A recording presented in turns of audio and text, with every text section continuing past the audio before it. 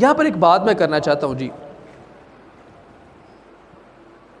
ہمارے اس زمانے میں نا کچھ باتیں ایسی مشہور ہو چکی ہیں کہ اس کا کوئی اصل ہے ہی نہیں۔ آپ سب نے بھی سنا ہوگا، بتایا جاتا ہے جی کہ سحری کے وقت فلاں ورد کر لیں، وظیفہ کر لیں، یا کوئی فلاں چیز کھا لیں تو آپ کو بھوک نہیں لگے گی، پیاس نہیں لگے گی، روزہ آسانی سے گزر جائے گا۔ پتہ نہیں یہ بات کہاں سے نکال لی ہے، پتہ نہیں ان کو یہ بات کہاں سے مل گئی۔ صحابہ اکرام کی کیا حالت تھی جب روزہ رکھتے تھے؟ ایک صحابی رسول روزہ رکھے نا کام پہ چلے گئے، سخت گرمی اور عرب کی گرمی، کام کرتے رہے، واپس آئے، آ کے سو گئے، روزہ افطار نہ کیا۔ اور اس وقت یہ حکم تھا جیسے ہی انسان نے سونا ہے شام کے وقت اگلا روزہ شروع ہو گیا۔ اب وہ سو گئے ہیں اور جب وہ صبح اٹھے ہیں دوبارہ کہ میرا تو پھر روزہ ہو گیا، تو اسی طرح پھر کام پہ چلے گئے، اور یقین فرمائیں وہاں جا کے بھوک کی شدت کی وجہ سے بے ہوش ہو کے گر پڑے۔ بتانا یہ چاہتا ہوں کہ صحابہ کی تو یہ حالت تھی، ان کو یہ سہولتیں نہیں مل سکیں جو آج ہمیں مل رہی ہیں جی۔ وظیفہ کر لیں، یہ چیز کھا لیں، کہ آپ صلی اللہ علیہ وسلم کو بتا نہیں تھے سکتے؟ بتا سکتے تھے اگر یہ باتیں ہوتی تو۔ یہ باتیں پتہ نہیں کیسے انہوں نے نکال لی، کہاں سے نکال لی، کیسے انہوں نے اس پر غور کر لیا اور لوگوں کو بتا رہے ہیں۔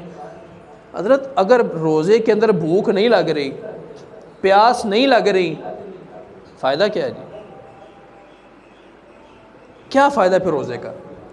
اللہ رب العالمین لوگوں کو بتانا یہ چاہتے ہیں روزے رکھو، یہ جیسے تم روزے رکھ رہے ہو نا، تم سے پہلے لوگ بھی روزے رکھتے تھے۔ جب روزہ انسان رکھتا ہے نا، بھوک برداشت کرتا ہے، بھوک لگنی چاہیے نہیں، پیاس بھی لگنی چاہیے، منہ خشک ہونا چاہیے، تب روزے کا پتہ چلتا ہے واقعی انسان نے روزہ رکھا ہے۔ ہوگا کیا پھر جب آپ کے پاس کوئی بندہ آ کے اگلے دنوں میں کوئی بندہ آ کے کہتا ہے مجھے پیاس لگی، پانی پلاؤ، میں 2 دن سے بھوکا ہوں، مجھے کچھ کھانے کو دو، تو جب آپ نے خود اس بھوک کو، پیاس کو برداشت کیا ہوگا نا، تو دوسرے کی بھوک کا احساس ہوگا، دوسرے کی پیاس کا احساس ہوگا۔ تو جب یہ احساس دل میں پیدا ہو گیا، اسی کا نام اللہ تعالیٰ قرآن پاک میں فرماتے ہیں لعلکم تتقون۔ یہ روزے کیوں رکھے جا رہے ہیں؟ تاکہ تمہارے دل میں اللہ کا ڈر پیدا ہو، متقی بنو، اللہ کا خوف پیدا ہو۔ تمہارے پاس کوئی مخلوق میں سے کوئی آ کے کہے مجھے بھوک لگی ہے، تو تم اس کی اسی طرح اس کی عزت کرو، احترام کرو، کیونکہ تم نے اس بھوک کو برداشت کیا ہوا ہوگا، تمہیں پتہ ہوگا کہ یار بھوک کی کیا شدت ہوتی ہے، پیاس کی کیا شدت ہوتی ہے۔ اس کو کھانا کھلایا، پانی پلایا۔ حدیث پاک میں آتا ہے آپ صلی اللہ علیہ وسلم نے ارشاد فرمایا کہ اللہ تعالیٰ کل قیامت کے دن بندے سے کہیں گے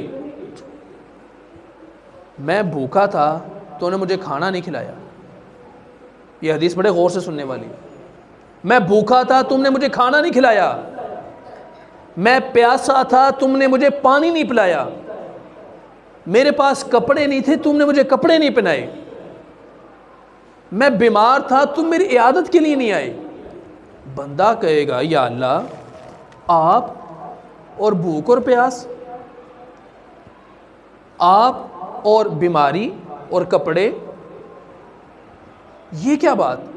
یہ تو انسانی لوازمات ہیں، مخلوق کے لوازمات ہیں، آپ تو خالق ہیں۔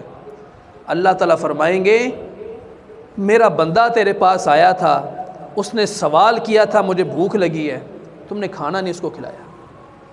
اگر تم اس کو کھانا کھلا دیتے، یہ ایسے ہی ہوتا جیسے مجھے کھانا کھلا رہے۔ میرا بندہ تیرے پاس آیا تھا مجھے پانی پلا، تو نے پانی نہیں پلایا۔ اگر تو اس کو پلا دیتا، یہ ایسا ہی تھا جیسے مجھے پلا رہے۔ میرا فلاں بندہ بیمار تھا تو نے اس کی تیمارداری نہیں کی، اس کی عیادت کے لیے نہیں گئے۔ اگر تو چلا جاتا یہ ایسے ہی ہوتا جیسے تو میری تیمارداری کے لیے آئے۔ حضرت یہ حقوق العباد ہیں، حقوق العباد ہیں۔ اللہ رب العالمین نے ان کا اتنا مقام بیان فرما دیا کہ بندوں کے حقوق کو اپنے ساتھ جوڑ دیا کہ تم ان کے ساتھ ایسے اگر کرتے یہ گویا میرے ساتھ ایسا کر رہے ہیں۔ تو یہی چیز رمضان بتانے آتا ہے جی، رمضان کا یہی مقصد ہے کہ 11 مہینے تم نے اپنی مرضی کی ہے، اس مہینے میں تم نے رب کی مرضی کرنی ہے، اور یہ 1 مہینہ تمہاری مشق ہو رہی ہے، اس کے بعد کی زندگی بھی تم نے اسی طرح گزارنی ہے۔